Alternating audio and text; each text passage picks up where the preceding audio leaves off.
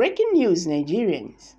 Nnamdi Kanu's Counsel gives updates on his state of health.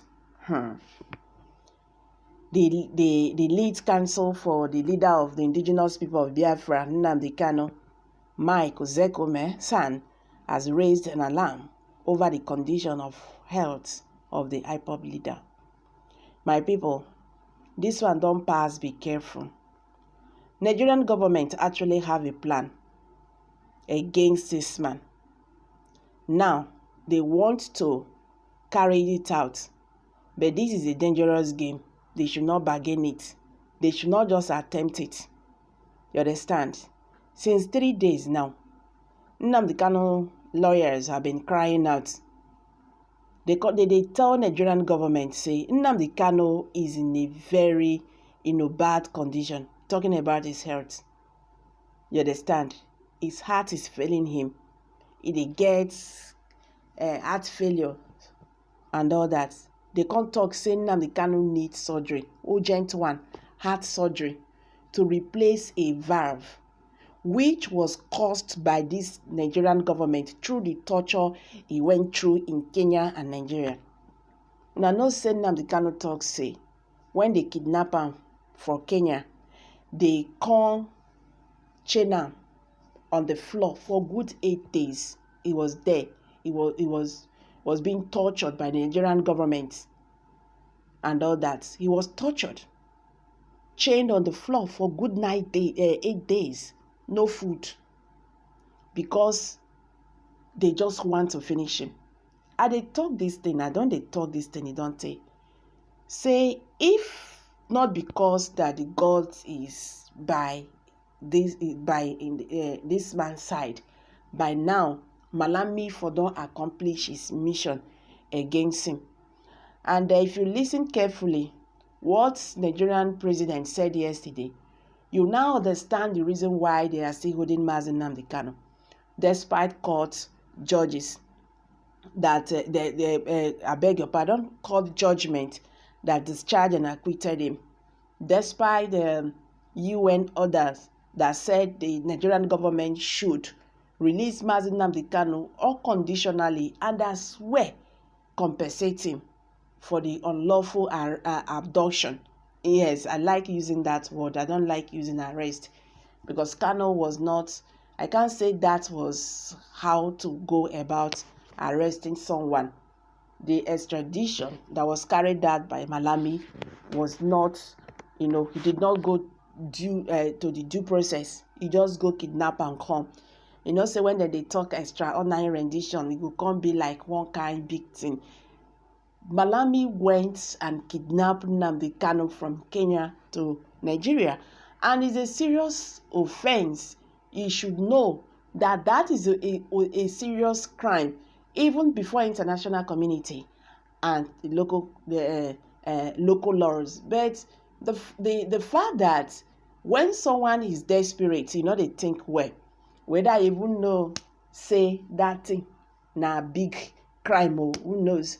Because what we are now seeing right now is people are being appointed to office they know nothing about, and at the end of the day, you see them making big mistakes, causing us problem and others. The government, can I say the president, is surrounded himself with bad advisors. They know they tell him the real thing. You understand? They know they tell him the real thing, even though say himself, he mind to not clean. But they know they tell him the real thing, how things supposed to be. Because what is on ground now, these people have succeeded in dividing Nigeria. That is the truth. No matter what they do, even the next president comes safe, make it be say now big win, as people they talk say Obi, he go try, because the Nigerians they talk say they get confidence for Obi. Even when Obi becomes Nigerian president tomorrow, it's going to be difficult to bring Nigeria together again. It not go easy. It needs a lot of work to bring Nigeria together. The way this government, the way President Muhammadu Buhari and his current divided this country, it go take miles before this Nigeria will say, oh, we are one again. There is nothing like one Nigerianness. Okay. Ozekhome, in an update on Kanu's health condition, said the IPOB leader lacks potassium in his bloodstream and may need urgent heart surgery.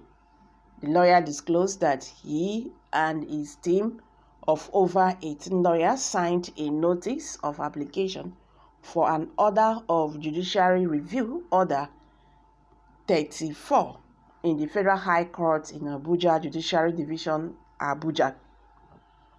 The order, with the suit number FHC/ABJ/CS/2341/2022, dated December 20, 2022, sought to compel the State Security Service to grant Nnamdi Kanu unhindered access to his medical doctors to enable them to conduct an independent examination of his present deteriorating health condition, as earlier ordered by the Federal High Court on October 21st, 2021.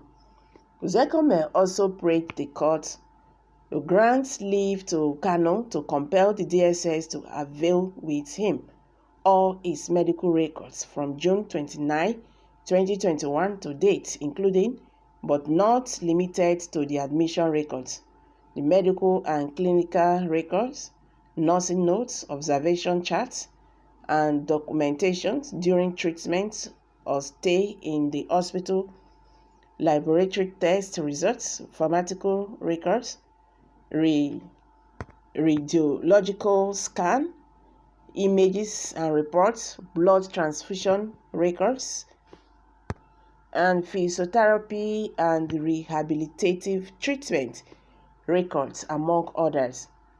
The document disclosed that Kanu's abduction in Kenya and how he was subjected to torture and inhuman treatment has worsened his health condition.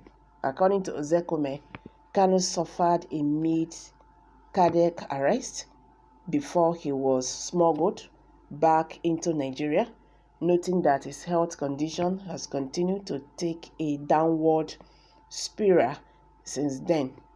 He said that various medical personnel that attended to the applicant with in custody had repeatedly informed him that they could not ascertain the reason for the depletion of potassium in the applicant's blood.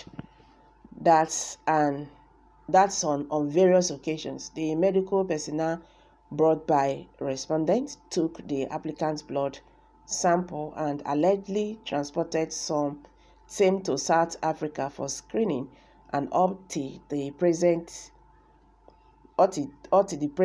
there is no end in sight for their trial and error medical care. Who knows what they have injected into him? Who knows what they have injected into Mazi Nnamdi Kanu? It's unfortunate. I'm dropping it. I can't